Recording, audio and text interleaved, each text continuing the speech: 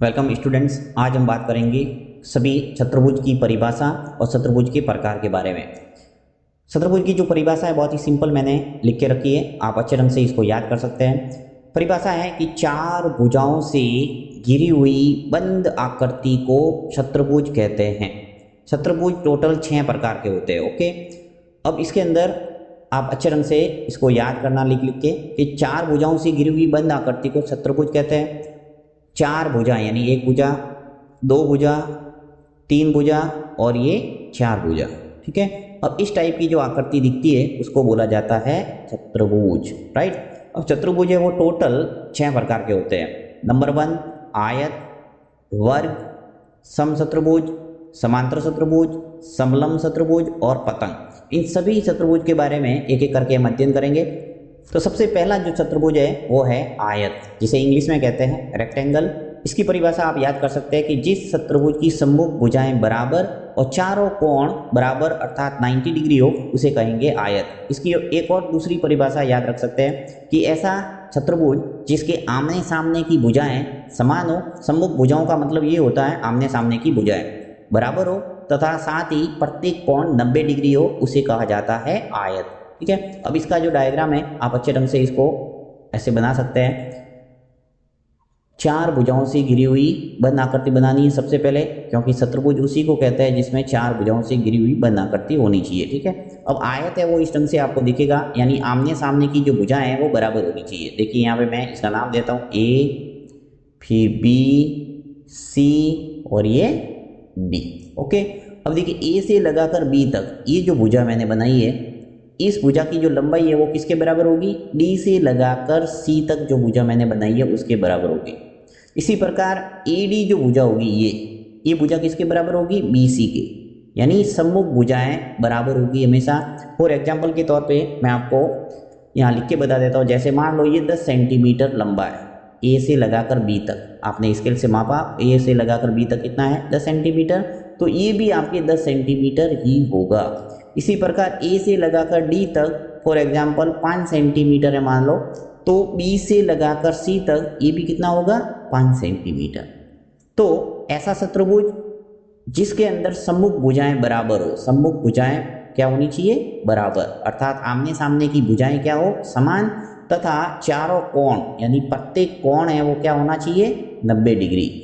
चार कोण है इसके अंदर, देखिए 1, 2, 3 और ये 4, और ये प्रत्येक कोण कितना होना चाहिए? 90 डिग्री का, यानी समकोण होना चाहिए। तो ऐसा चतुर्भुज अगर आपको दिखे तो उसका नाम क्या होगा? आयत। राइट, अब आयत के अंदर आपको मान लो परिमाप निकालना है, तो साथ ही इसके सूत्र भी मैं आपको बता देता हूँ कि आयत का परिमाप निकालने का जो फॉर्मूला होता है वो है 2 इंटू लंबाई प्लस चौड़ाई। तो ए से लगाकर बी तक ये तो है लंबाई, ठीक है, और बी से लगाकर सी तक इसे कहा जाता है चौड़ाई। तो आपको प्रश्न के अंदर लंबाई और चौड़ाई दे रखी होती है और ये फॉर्मूले के अंदर आप रखेंगे तो आपके आ जाएगा परिमाप। तो यहाँ पे सिर्फ मैं फॉर्मूला आपको बता रहा हूँ, वैसे मैंने अलग से कई वीडियो बनाए हुए हैं जिसके अंदर मैंने आयत का परिमाप निकालना और क्षेत्रफल निकालना अच्छे ढंग से समझाया हुआ है। अगर आपको परिमाप और क्षेत्रफल से संबंधित क्वेश्चंस देखना है तो आप प्लेलिस्ट में जाके उससे संबंधित वीडियो देख सकते हैं। अब यहाँ पे परिमाप का फॉर्मूला आप अच्छे ढंग से देख सकते हैं कि 2 इंटू लंबाई प्लस चौड़ाई होता है, और साथ ही आयत का जो क्षेत्रफल निकालने का फॉर्मूला है वो है लंबाई इंटू चौड़ाई। ठीक है, नेक्स्ट जो चतुर्भुज का प्रकार है वो है वर्ग। ठीक है, जिसे इंग्लिश में कहा जाता है स्क्वायर। तो जिस चतुर्भुज की चारों भुजाएं बराबर और चारों कोण बराबर अर्थात 90 डिग्री का हो उसे कहा जाता है वर्ग। जिस प्रकार से आयत के अंदर आमने सामने की भुजाएं अर्थात सम्मुख भुजाएं बराबर होती है, उसी प्रकार वर्ग के अंदर चारों भुजाएं बराबर होती है। ठीक है, और इसके अंदर भी प्रत्येक कोण कितने डिग्री का होना चाहिए? 90 डिग्री का। तो इस ढंग से इसकी जो परिभाषा आप नए रूप में याद कर सकते हैं कि ऐसा चतुर्भुज जिसकी चारों भुजाएं समान तथा प्रत्येक कोण 90 डिग्री हो उसे कहा जाता है वर्ग। राइट, अब यहाँ पे मैं आपको इसका जो थोड़ा सा डायग्राम बना के बता देता हूँ। देखिए वर्ग के अंदर चारों भुजा आपको समान बनानी है और स्ट्रेट बनाना है, क्योंकि यहाँ 90 डिग्री का क्या करना है? कोण होना चाहिए। तो ये मैंने बना दिया वर्ग। ओके, जैसे ए, बी, सी और ये डी।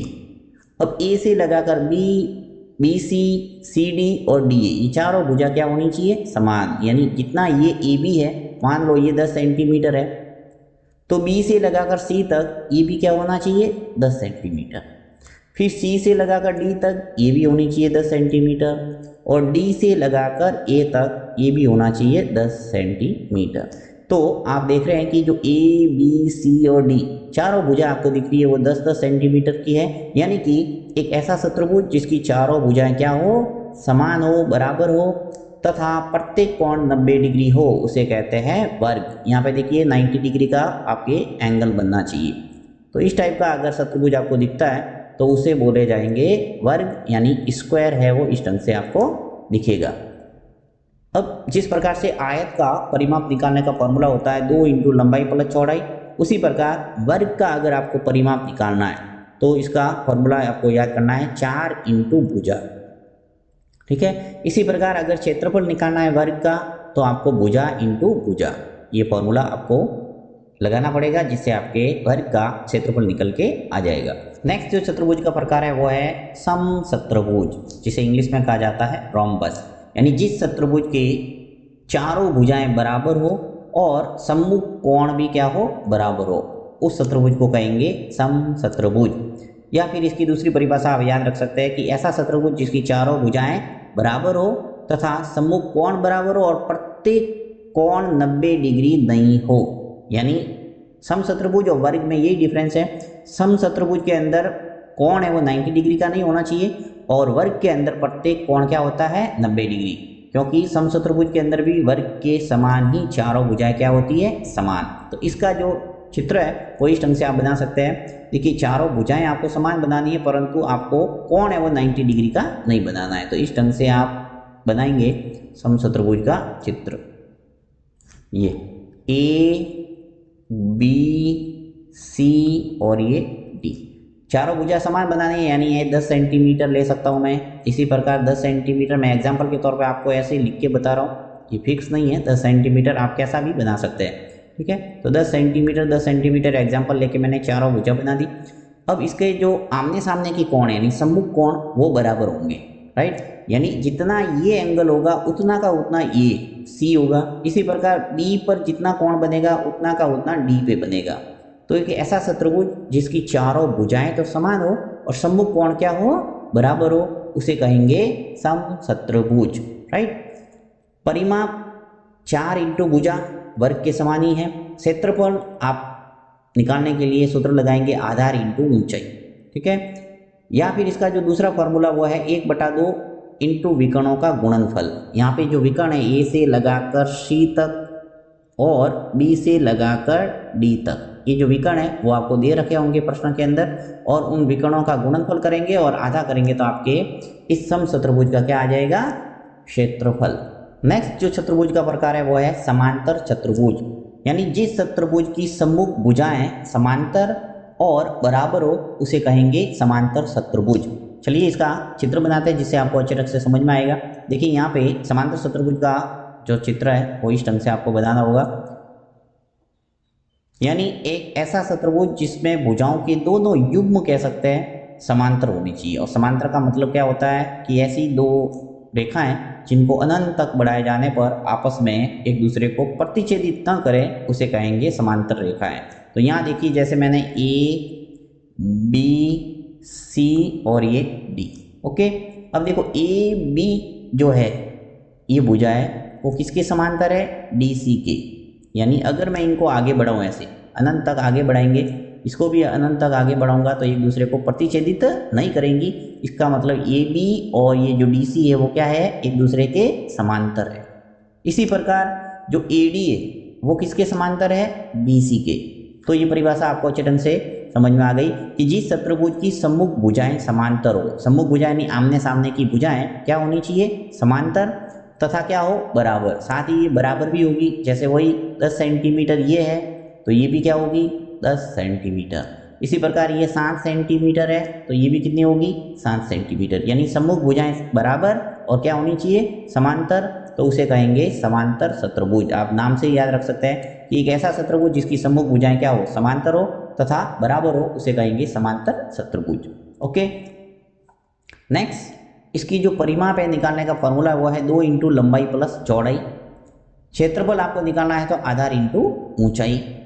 नेक्स्ट जो चतुर्भुज है वो है समलंब चतुर्भुज, जिसके इंग्लिश में कहा जाता है ट्रेपेजियम, यानी जिस चतुर्भुज की सम्मुख भुजाओं का एक जोड़ा समांतर हो उसे कहेंगे समलंब चतुर्भुज। यानी जिस प्रकार से समांतर चतुर्भुज में भुजाओं की दोनों युग्म समांतर है, उसी प्रकार समलंब चतुर्भुज के अंदर सिर्फ भुजाओं का एक जोड़ा ही समांतर होना चाहिए। यानी आप चित्र इस ढंग से इसका बना सकते हैं, एक भुजा और दूसरी जो भुजाओं का जोड़ा है वो इस ढंग से बनाना है, और साथ में जो नीचे वाली भुजा है वो ऊपर वाली भुजा के समांतर दिखनी चाहिए। यानी ए बी सी और ये D, A B C D एक समलंब चतुर्भुज है जिसके अंदर ए बी, ये जो भुजा है ये किसके समांतर दिख रही है आपको, डी सी के, यानी ये भुजा इस भुजा की क्या है, समांतर है। इस प्रकार ए डी है और बी सी है, ये दोनों भुजा हैं वो समांतर नहीं है, परंतु जिस प्रकार से समांतर चतुर्भुज में हमने परिभाषा देखी थी कि दोनों भुजाओं के अगर जोड़े समांतर है तो उसे कहा जाता है समांतर चतुर्भुज। समलंब चतुर्भुज के अंदर सिर्फ भुजाओं का एक जोड़ा ही क्या है, समांतर है, इसलिए इसे कहा जाता है समलंब चतुर्भुज। यानी जिस चतुर्भुज की सम्मुख भुजाओं का एक जोड़ा क्या हो, समांतर हो, उसे कहेंगे समलंब चतुर्भुज। ओके, इसका परिमाप निकालने के लिए आपको भुजाओं का योग करना है, साथ ही इसका क्षेत्रफल निकालना है तो फॉर्मूला लगाना पड़ेगा 1/2 इंटू समांतर भुजाओं का योग इंटू ऊंचाई। अंतिम जो चतुर्भुज का प्रकार है वो है पतंग। ठीक है, जिस चतुर्भुज की आसन यानी छठी हुई जो भुजा है वो उन भुजाओं के दो जोड़े अगर बराबर है तो उसे कहेंगे पतंग यानी काइट। इसका जो चित्र है वो इस ढंग से आप बना सकते हैं, जिस प्रकार से पतंग का चित्र होता है, पतंग आप देखते होंगे, उसी प्रकार से इसका डायग्राम भी बनाना है आपको। ठीक है, किस टाइप से आप बना सकते हैं, नाम देना है ए बी सी और ये डी, यानी ए से लगाकर डी तक ये जो भुजा है वो किसके बराबर होनी चाहिए, ए बी की। आसन भुजाओं का मतलब यही है, पास पास वाली दो भुजाएं क्या होनी चाहिए, बराबर। ये जो डी से लगाकर सी तक जो भुजा है वो किसके बराबर होनी चाहिए, बी से लगाकर सी तक। तो ऐसा अगर आपको चतुर्भुज दिखता है तो उसे कहा जाएगा पतंग। राइट, इसी प्रकार पतंग का जो परिमाप और क्षेत्रफल निकालना है तो 2 इंटू लंबाई प्लस चौड़ाई परिमाप निकालने का फॉर्मूला है। क्षेत्रफल निकालने का जो फॉर्मूला है वो है 1/2 इंटू विकर्णों का गुणनफल। तो ये सभी चतुर्भुज के प्रकार मैंने आपको बताया। इसमें किसी प्रकार का कोई डाउट है आप कमेंट बॉक्स में लिख सकते हैं, मैं पुनः एक वीडियो के माध्यम से आपको समझाने का प्रयास करूंगा। Thank you.